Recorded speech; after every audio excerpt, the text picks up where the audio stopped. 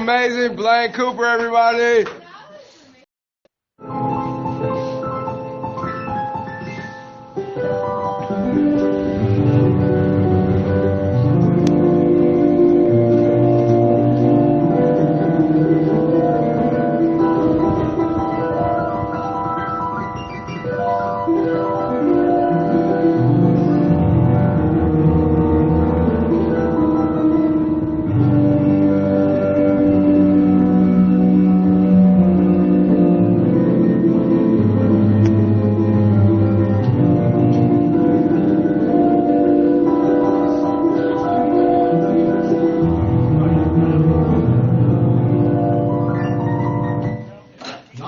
Wow.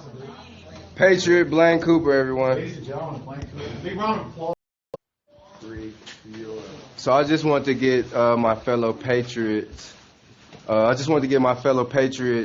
Cooper's opinion about Judge Grasky holding two branches of office in the county, administrative and judicial, and basically how, I don't know. Well, my impression of the judge is, we all went into the high school meeting, which we're not invited, by the way, and they were really bagging on Ammon a bit, and they wouldn't even give him a chance to speak. And to me, that was, what are they afraid of him? Let him speak, because he seemed to be afraid to give the microphone over to Ammon after he challenged him, and we said, give the microphone to Ammon. So I don't know, he seems to be afraid of what might be said, and of course we had a lot of support from the Chris Ann Hall meetings, so there is quite a bit of people that want us to stay here and to help them to defend their rights to this land, and that's what we're here to do, is uphold the Constitution, and hopefully he can see that, and I don't understand what he's so afraid of. It's probably because of his dual role in the two different branches of government that Could be. that is a no-no and basically Right. against. And we also heard from Ward saying that his hands were tied with the FBI, which we later found they are not tied with the FBI, because Ammon went over there and confronted the sheriffs, and he wouldn't even come out to talk to Ammon. And it looked like Bosnia down here. None of us were armed or tacked out like militants, like they're trying to claim that we are. We're just peaceful Americans who want our country back.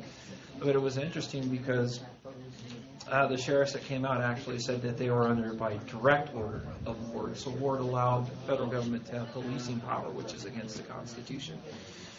So. Wow. Pretty much Ward has the authority right now to tell the federal government to beat rocks, and they have to get out of the county by his authority. And it's a shame he doesn't do that.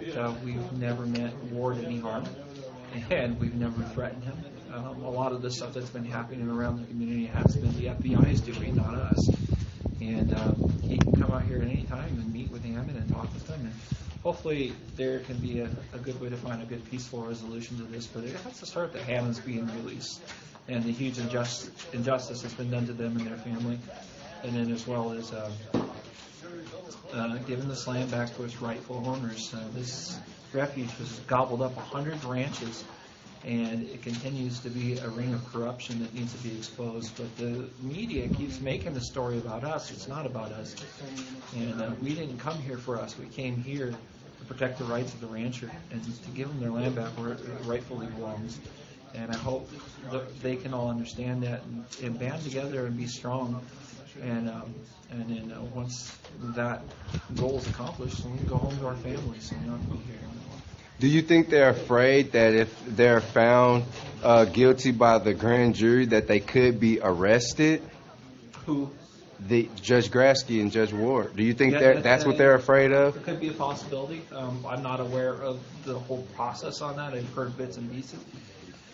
But there does seem to be some pretty interesting stuff going on that judges shouldn't be doing.